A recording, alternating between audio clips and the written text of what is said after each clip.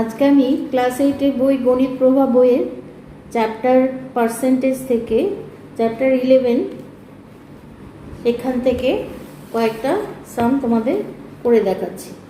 আচ্ছা, ফার্স্টে আমি করছি question number 12, the price of sugar. তাহলে লিখবো এক্সারসাইজ 11 আর কোয়েশ্চেন নাম্বার 12। আচ্ছা, কোয়েশ্চেনটা আছে the price of sugar has increased by 20%. Let's work out the percentage of the decrease in consumption of sugar if the monthly expenses of sugar remain the same. আচ্ছা, তাহলে এখানে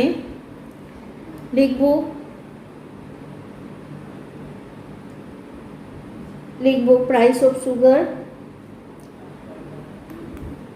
price of sugar আর unit of onion. আচ্ছা, price of sugar হচ্ছে এখানে increase করেছে 20% increase করেছে, তাহলে 120 রুপিস এখানে হচ্ছে। আর সুগার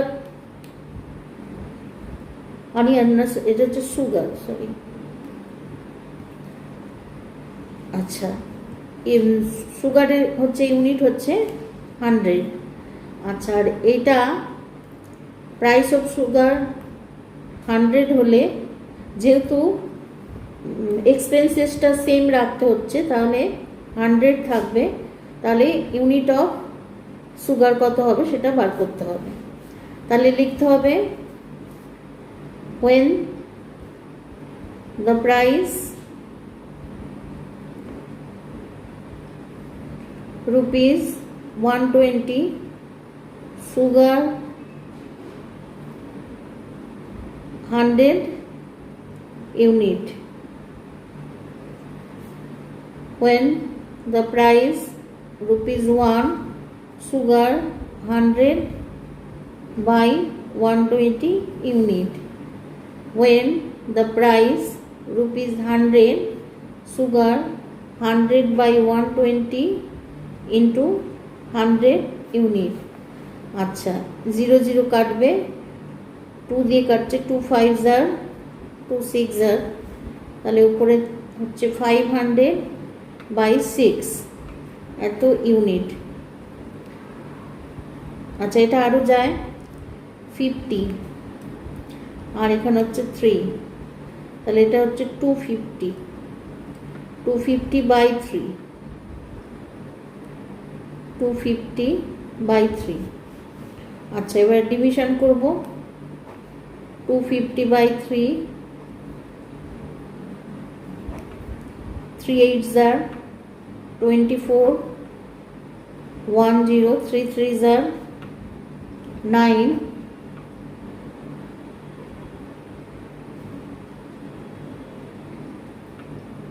1। আচ্ছা, তাহলে এটা হলো 83 হোল 1 by 3 ইউনিট। আচ্ছা, তাহলে সুগার কনজামশন এটা ডিক্রিজ পার্সেন্ট। আচ্ছা, লিখতে হবে the percentage of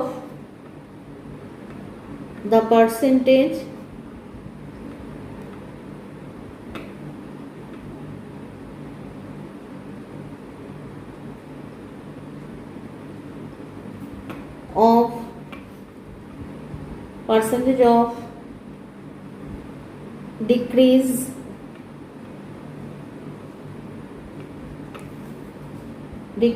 in consumption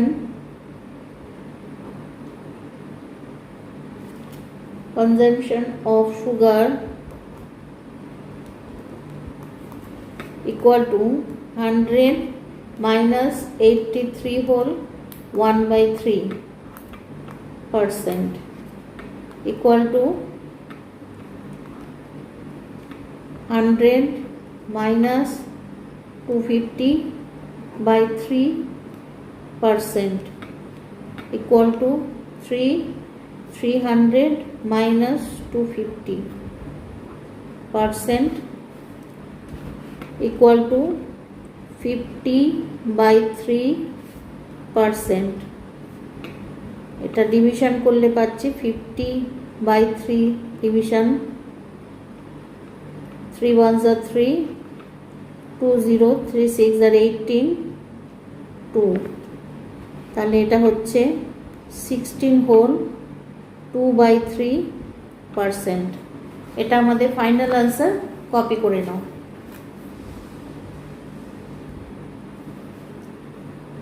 এই সামটা খুব ইম্পর্টেন্ট, এটা কিন্তু পরীক্ষায় অনেক পরীক্ষাতেই আসে এটা।